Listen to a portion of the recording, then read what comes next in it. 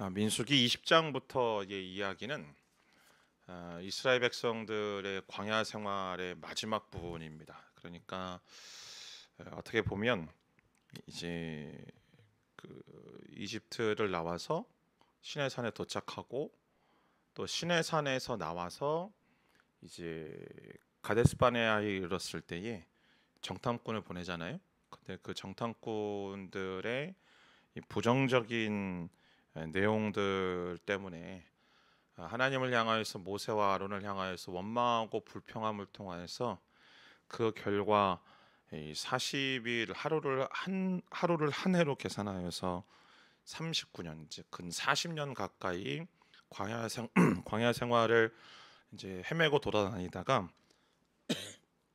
죄송합니다.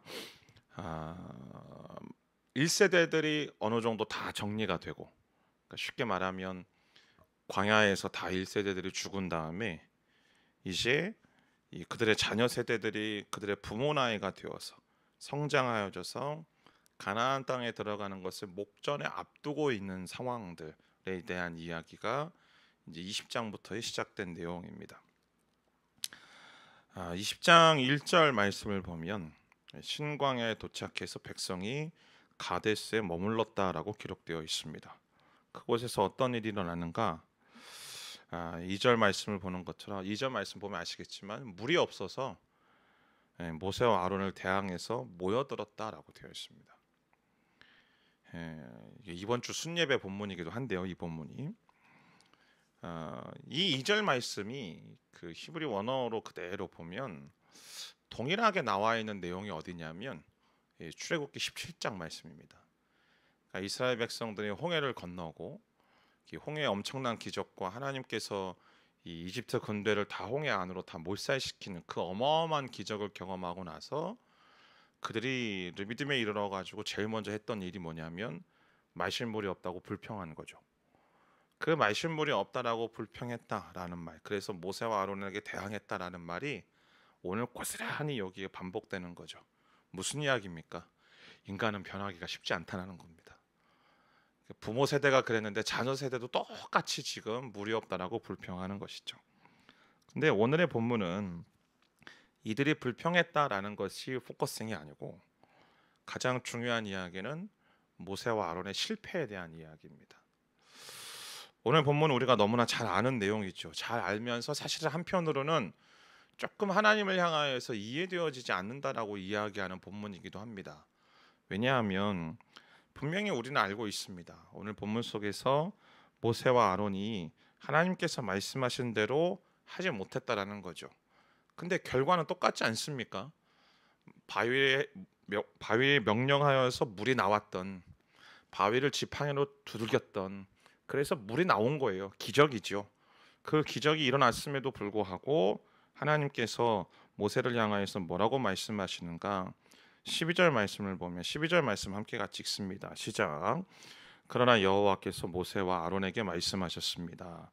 너희가 나를 믿지 못해서 이스라엘 자손들 앞에서 내 거룩함을 나타내지 못했으니 너희가 이 회중을 내가 그들에게 주는 땅으로 데리고 들어가지 못할 것이다.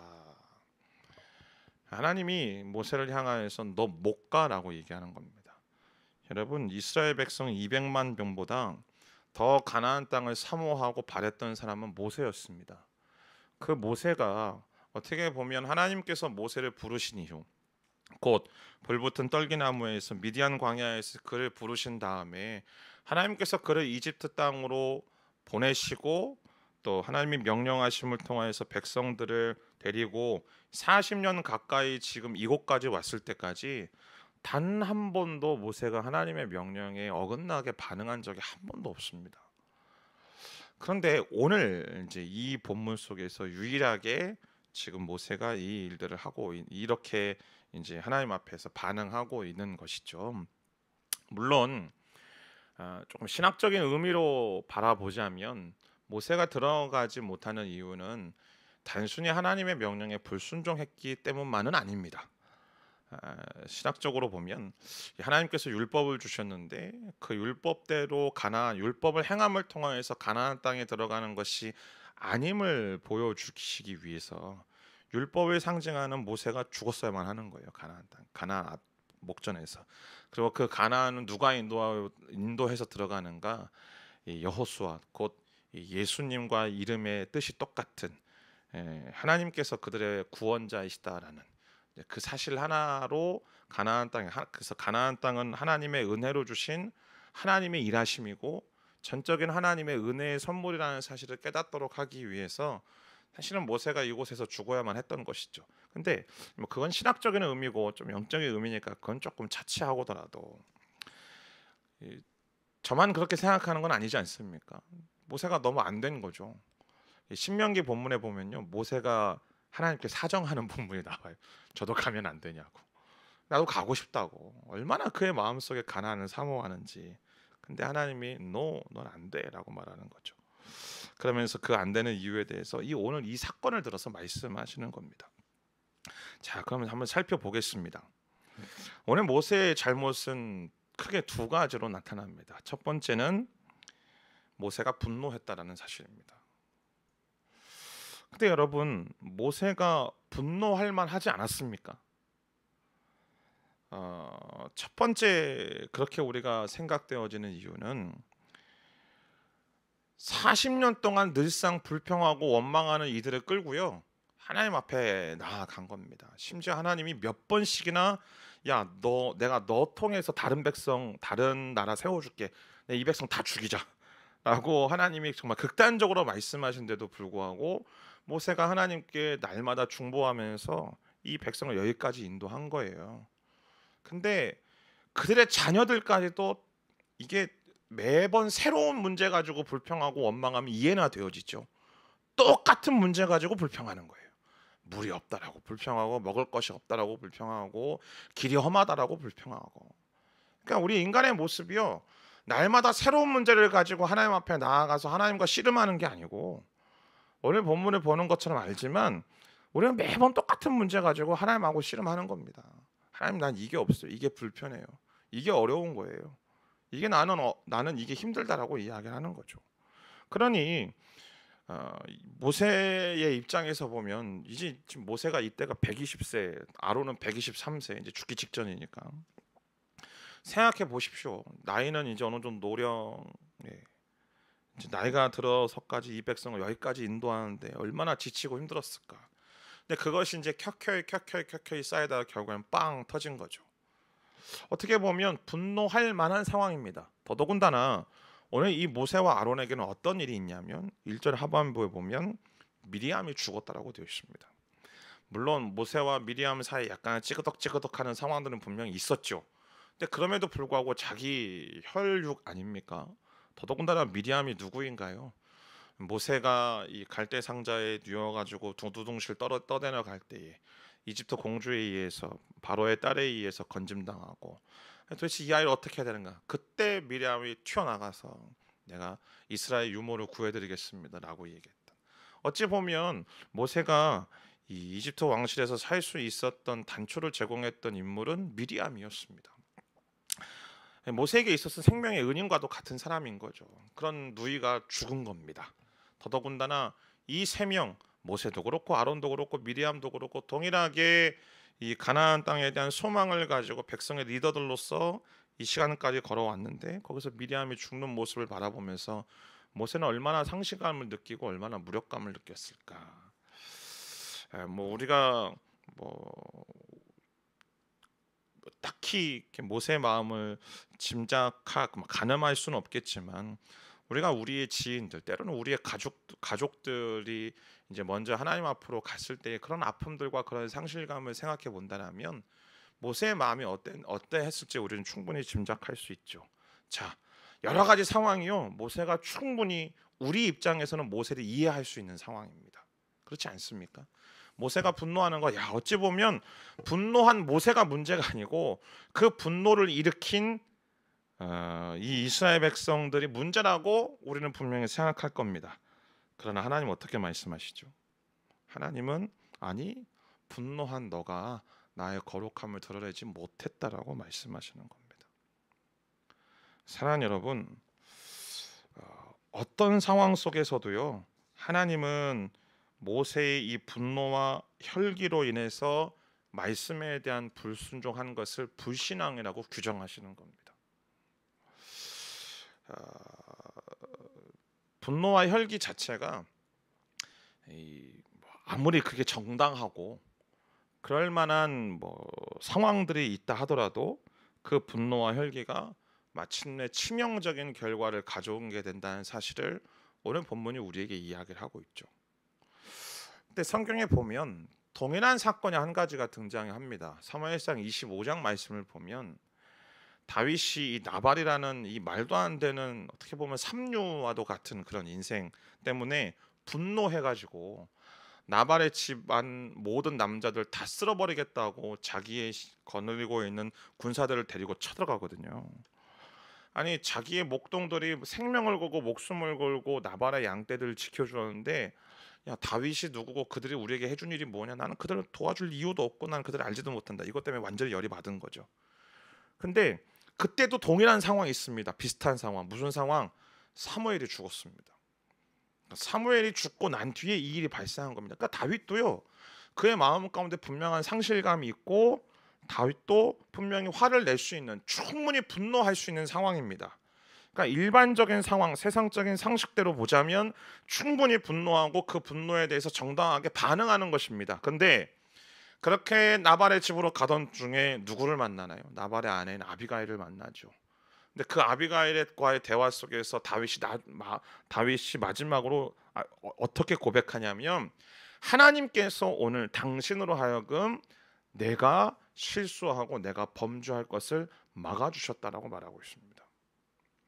그러니까 나발의 집 사람들을 죽이는 그 어떤 그런 표면적인 결과값에 대해서만 이야기하는 것이 아니고요, 내가 분노하고 내가 혈기내어졌던 그 모든 일들을 통하여서 나의 분노와 나의 혈기대로 행동하였던 그 모든 일들을 하나님께서 막으셨다라고 말하고 있는 겁니다. 그러니까 다윗의 이 이야기를 살펴보고 오늘 모세의 이야기와 연결해서 생각해 본다라면 하나님은요, 어떠한 경우에도 우리의 분노와 혈기, 그리고 분노와 혈기로 인한 그런 우리의 행동에 대해서 용납하시지 않는다라는 사실입니다. 나는 분노하지 않는다라고 생각하시나요? 아니요, 여러분. 이 지구상에 가장 온유한 사람이었던 모세도 분노하고 혈기를 낼 수 있다면요, 우리도 얼마든지 분노하고 혈기를 낼 수 있는 사람들이라는 사실입니다. 야고보서 1장 20절 말씀에 야고보 사도가 이렇게 얘기하죠. 사람의 분노하는 것이 하나님의 의를 이루지 못한다라고. 말씀드렸던 것처럼 아무리 우리가 분노할 합당한 이유가 있다 하더라도 우리는 우리의 마음을 다스리고 분노를 억제하고 선을 이루어 가야만 되는 줄 믿습니다.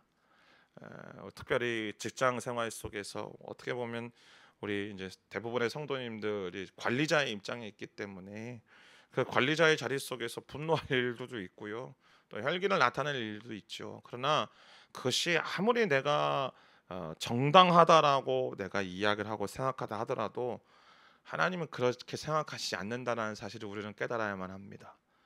그리고 오히려 우리는 정말 이 선으로 악을 이기는 하나님의 놀라우신 이 방법대로 우리 안에서 예수 그리스도의 사랑과 그 은혜와 여전히 우리를 오래 참으시고 기다려주시는 그 하나님의 사랑으로 서로가 서로를 대하는 놀라운 은혜가 있게 되기를 주님의 이름으로 축복합니다.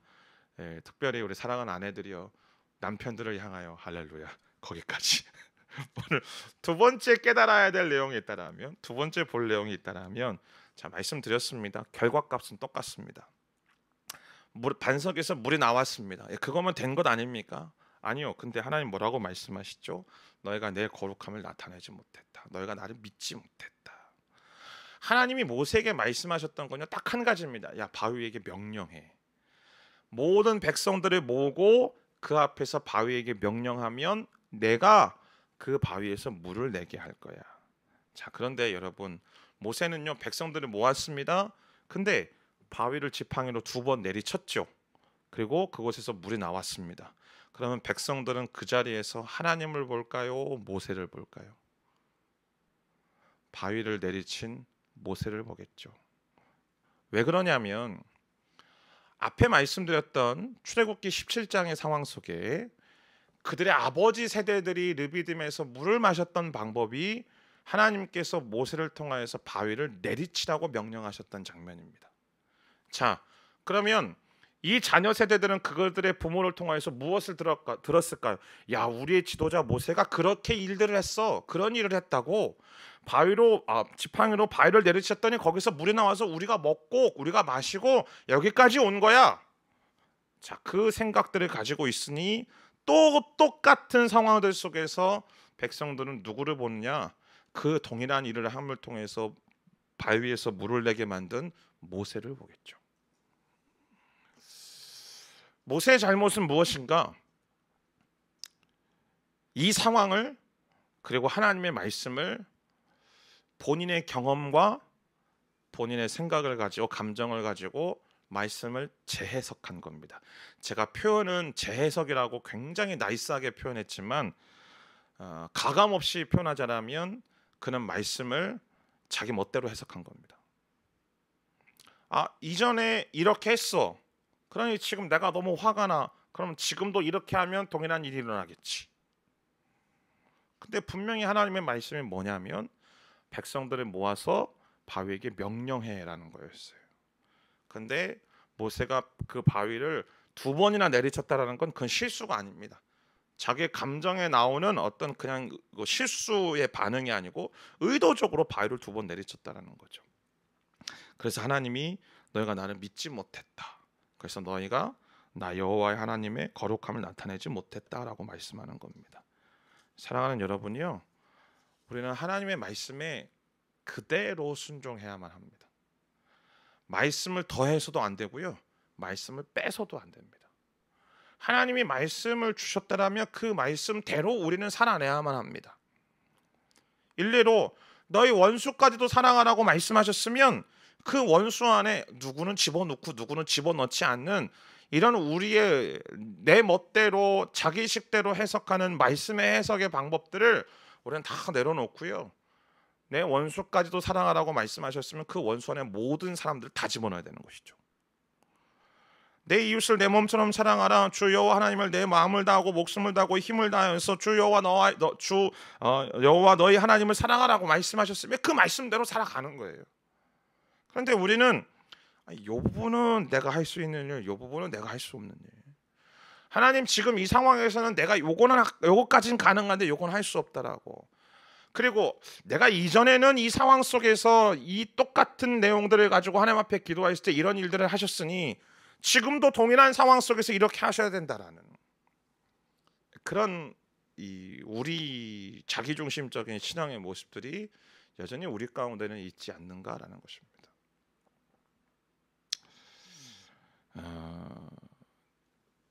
주일에도 말씀드렸지만 여러 가지 상황들과 문제들을 끌어안고 하나님 앞에 나아가서 기도해야만 합니다. 하나님의 은혜로 하나님의 일하심대로 정말 내가 바라고 내가 소망하고 내가 간구하는 것 속에 하나님의 뜻대로 이루어 달라는 기도 반드시 하셔야만 합니다.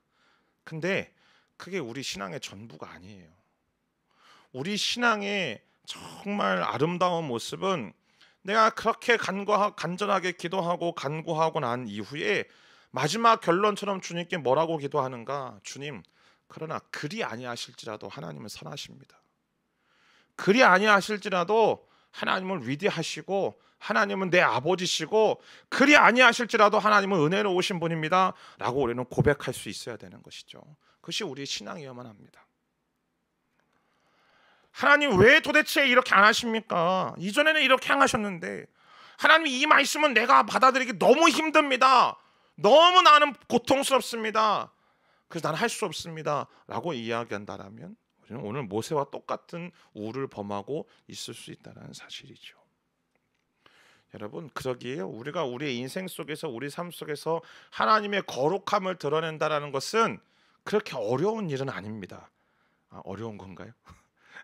제가 왜 어렵지 않다라고 말씀드리냐면 그냥 하나님의 말씀이 있는 그대로 받아들이고 있는 그대로 살아내면 되는 겁니다. 그것 자체가 어려운 거군요. 생각해 보니까 그것 때문에 어려운 거라면 어려운 걸 수 있지만 그냥 하나님의 거룩함을 드러낸다는 것이 마치 굉장히 뭐 어마어마한 나하고는 관련 없는 나하고는 상관없는 아니라는 거예요. 오늘 저와 여러분에게 이제 연휴가 끝나고 또 다른 한 주가 시작이 되었습니다. 남자분들은 또다시 이제 삶의 일터로 이 치열한 삶의 현장으로 들어가실 것이고, 또 사랑하는 또 아내분들은 물론 뭐 직장에서 직장 생활 하시는 분도 계시겠지만 가정 속에서 또 자녀들 양육하면서 많은 사람들과의 관계 속에 놓여져 있겠죠. 여러분, 이 모든 현실들과 상황들 속에서 하나님의 거룩함을 나타내는 인생도로 살아가는 저와 여러분들이 되어지길 주님의 이름으로 축복합니다. 어떠한 경우와 어떠한 상황 속에서도 분노하고 혈기하는 대신 오늘 내게 명령하신 그 하나님의 말씀대로 온전하게 믿고 반응하고 순종함을 통하여서 하나님과 동행하며 살아가는 거룩하고 복된 하루가 되시기를 주님의 이름으로 축원합니다. 기도하겠습니다.